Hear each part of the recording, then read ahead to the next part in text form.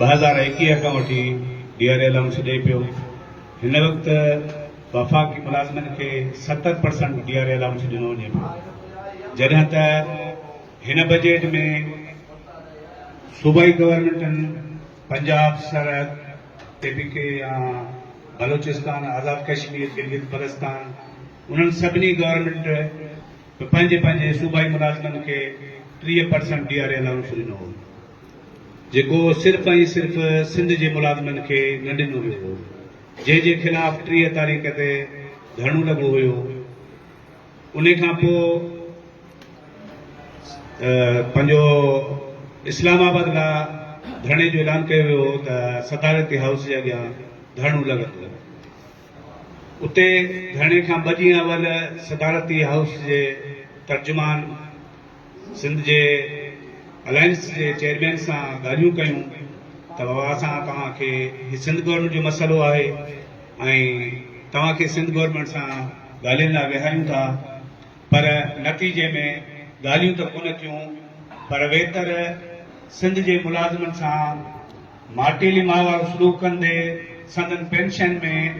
47% कटौती कई वई। उन खां पोइ जेका हीअ असांजी तहरीक DRA जेका हुई उनखे तब्दील करे सिंध जे सभिनी मुलाज़िमनि खे हिकु प्लेटफॉर्म ते गॾु कयो वियो, जंहिंखे सिंध एम्प्लॉयमेंट अलायंस जो नालो ॾिनो वियो, जंहिंमें सिंध जा 42 डिपार्टमेंट्स जेके आहिनि उहे सभु हिन तहरीक में शामिल आहिनि। असांजा मुतालबा कहिड़ा आहिनि, इहो क्लियर रखां थो त सभ खां पहिरियों जेको असांजो पेंशन में कटौती वारो मुतालबो आहे, जेसीं ताईं इहो नोटिफिकेशन वापसि न वरितो वेंदो एसी ताईं सिंध गवर्नमेंट सां ॻाल्हियूं आहिनि ई कोन। असां हर महाज़ ते हिन वक़्तु जंग लड़ण लाइ तयारु आहियूं। असां इहो वचन करे मैदान में आया आहियूं त असां ही नोटिफिकेशन जेसीं ताईं सिंध गवर्नमेंट वापसि नथी वठे एसी ताईं सिंध गवर्नमेंट सां ॻाल्हियूं ई न आहिनि असांजूं। उन खां पोइ जेके बाक़ी असांजा मुतालबा आहिनि उन में DRA अलाउंस आहे, पघार में 70% इज़ाफ़ो असां चयो आहे। जॾहिं त इहो वाज़े कंदो हलां त सिंध गवर्नमेंट या पीपुल्स पार्टी जंहिंजी सिंध में गवर्नमेंट बि आहे ऐं बलोचिस्तान में बि गवर्नमेंट आहे, उहा वफ़ाक़ी बजट में मुतालबो करे चुकी आहे त 50% सरकारी मुलाज़िमनि जूं पघारूं वधायूं वञनि, जेका वफ़ाक़ में 50% जो जी घुर करे थी, ऐं उहा पंहिंजे सूबे में 10% जेका पघार जो वाधारो कयो आहे, बल्कि जेको DRA ॿियनि सभिनी सूबनि ॾिनो आहे उहो बि ॾियण लाइ तयारु आहे। सिर्फ़ ॻाल्हियुनि जे हद ताईं असां वटि वॾा ऐलान थींदा आहिनि, पर असां इहो सम्झूं पिया त ही नोटिफिकेशन असां मुलाज़िमनि लाइ माना तमामु ख़तरनाक आहे। असां इनखे रद्द कयूं था। असां सिंध जा जेकी बि डिपार्टमेंट्स आहिनि उहे वचन करे निकिता आहियूं त असां सिंध जे मुलाज़िमनि खे ही पंहिंजो जेको असां ज़ुल्म थियो आहे उहो असां जेसीं ताईं इहो नोटिफिकेशन वापसि न थींदो एसीं ताईं हीअ तहरीक असांजी अॻिते अञा ॿिया मरहला अचनि पिया। सिर्फ़ु असांजो ही तालाबंदी वारो न आहे,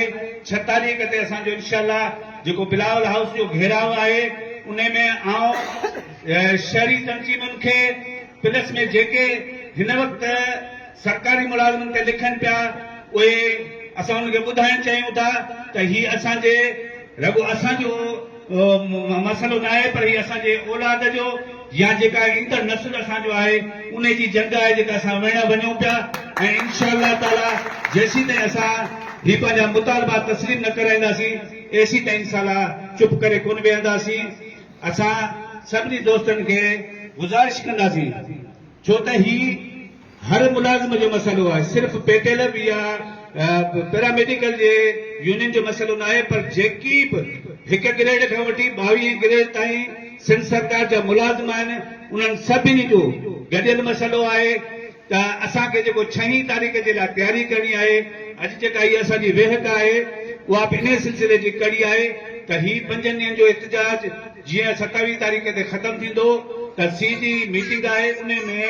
आईंदे जे जेको बाक़ी 6 तारीख़ ते जेके ॾींहं आहिनि उन्हनि जो लाइ अमल असांखे ॾिनो वेंदो, पर असांखे तयारी करणी आहे कराची वारे धरणे जी। उन में असां हर हिकु जेको बि असां मुलाज़िम जेके मुलाज़िम हिते वेठा आहियूं या जेके असांजा दोस्त ॿाहिरि आहिनि उन्हनि खे बि इहो पैगाम ॾियूं त बाबा जेसीं ताईं तव्हां सभु कराची लाइ न निकिरंदो तेसीं ताईं हीअ असांजा मसइला हल न थींदा। हिकिड़े ॾींहं जी जंग आहे, हिकिड़े ॾींहं लाइ सिंध जो मुलाज़िम जेकर कराची लाइ असांजो निकिरे त मां सम्झां थो त 2 कलाक पुॼा, 2 कलाकनि जे अंदरि सिंध गवर्नमेंट असांजा जेकी बि मुतालबा आहिनि सभु क़बूल कंदी। ऐं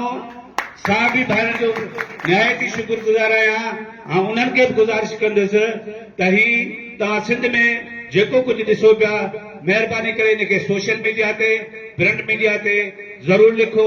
असां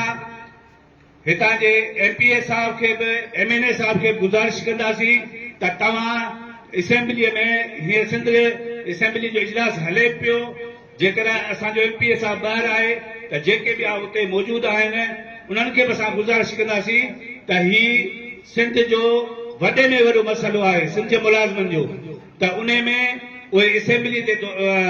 सेशन दौरान ही शयूं रखनि त सिंध जो मुलाज़िम हींअर सरापा एहतजाज आहे ऐं जेसीं ताईं ही नुक़सान सिर्फ़ सरकारी मुलाज़िमनि जो न पियो थिए पर सिर्फ़ ऐं सिर्फ़ इहो ॿुधायो वञे पियो त ही इदारा बननि। पर आउं इहो चवंदुसि त तव्हां सिर्फ़ हिकिड़े तालिक़े जी हिकिड़ो तालिक़ो नंढड़ो कासिम जो तालिक़ो आहे उन में ॾिसो त घणनि ॿारनि जी तालीम मुतासिर थी आहे। डिग्री कॉलेज में केतिरा माण्हू आहिनि ॿार आहिनि या असांजे हाई स्कूलनि में तालिक़े जी स्ट्रेस असांजी जेका प्राइमरी लेवल जी आहे उहा लखनि में आहे। त असां इहा गुज़ारिश कंदासीं सभिनी खे, शहरियुनि खे, वालिदैन खे, साहबी भाइरनि खे त सिर्फ़ हिन तारीख़ ते तव्हां न ॾिसो त उस्ताद या ही मुलाज़िम